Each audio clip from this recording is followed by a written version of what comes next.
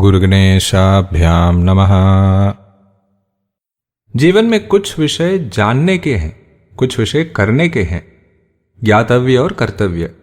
वैदिक साहित्य भी इसी के आधार पर विभक्त है, मंत्र भाग और ब्राह्मण भाग। मंत्र भाग में आते हैं वेद संहिताएं। संहिताओं में विज्ञान भी है, स्तुति भी है और इतिहास भी है।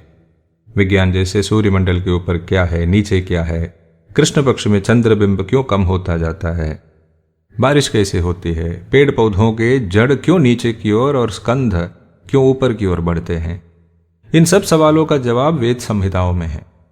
स्तुतियों द्वारा देवताओं के वास्तविक स्वरूप के बारे में पता चलता है। स्तुतियों द्वारा देवताओं की असीम ऊर्जाओं को सक्रिय भी कर सकते हैं। वेद में इतिहास भी है, जैसे देवों और असुरों के बीच के युद्ध, त्रिपुर दहन कैसे हुआ, ये सब। ब्राह्मण भाग में 3 प्रकार के ग्रंथ हैं, विधि, उपासना और ज्ञान। विधि कर्मकांड है, यज्ञ की प्रक्रिया मुख्यतया। ज्ञान में उपनिषद है, आत्मविद्या। इन दोनों के बीच जो उपासना है, यहां गीता का स्थान है। कर्म और ज्ञान का समन्वय।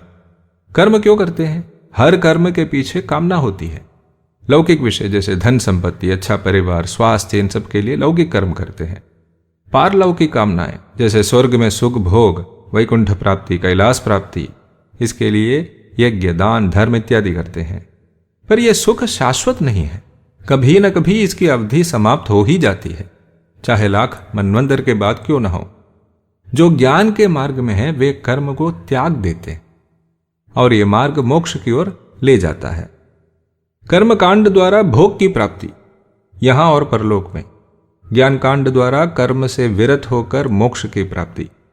इनके बीच जो उपासना मार्ग है उसमें ईश्वर में आसक्ति द्वारा शाश्वत सुख की प्राप्ति, यहां और परलोक में भी आनंद की प्राप्ति।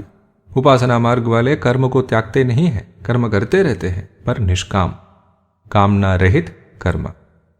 गीता में इसका समर्थन है। जो कर्म बुद्धि के आधार पर हो, कामना से प्रेरित न होकर बुद्धि के आधार पर हो, बुद्धि जो ज्ञान के अर्जन से ही विकसित होती है, इस प्रकार के कर्म से आत्मा बाधित नहीं होती। ऐसा कर्म वासना बनकर आत्मा पर लेप नहीं होता। गीता कर्म और ज्ञान का समन्वय बुद्धि योग द्वारा करती है। गीता में प्रवृत्ति और निवृत्ति दोनों का समन्वय है। गीता में कर्म कांड और ज्ञान कांड दोनों का समावेश है। ज्ञान मार्ग वाले कर्म से क्यों भागते हैं? क्योंकि कर्म वासना बनकर बांध सकता है, पर कामना रखकर केवल कर्म को त्यागने से कोई फायदा नहीं है। कामनाओं को दबा के रखने से कोई फायदा नहीं है।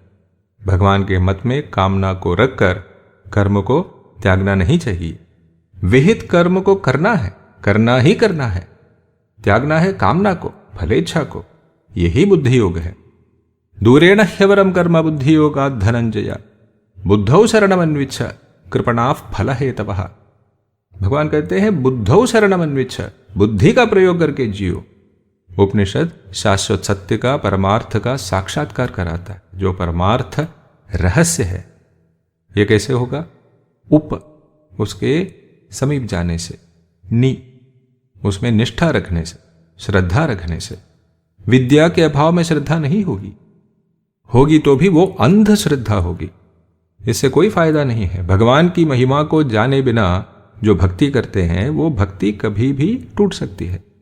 इसी प्रकार किसी भी विषय में श्रद्धा आने के लिए उसके बारे में गहराई में जानकारी होना जरूरी है, तभी श्रद्धा आएगी। श्रद्धा को लेकर, श्रद्धा के साथ उस रहस्य के पास जाने से, उस पर समय बिताने से वो रहस्य उपासक में शक्त हो जाएगा, बैठ जाएगा, प्रतिष्ठित हो जाएगा।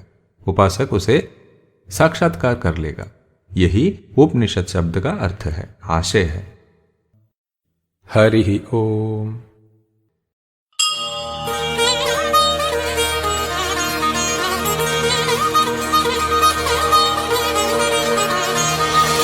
यज्ञो निःश्रेष्ठतमं कर्म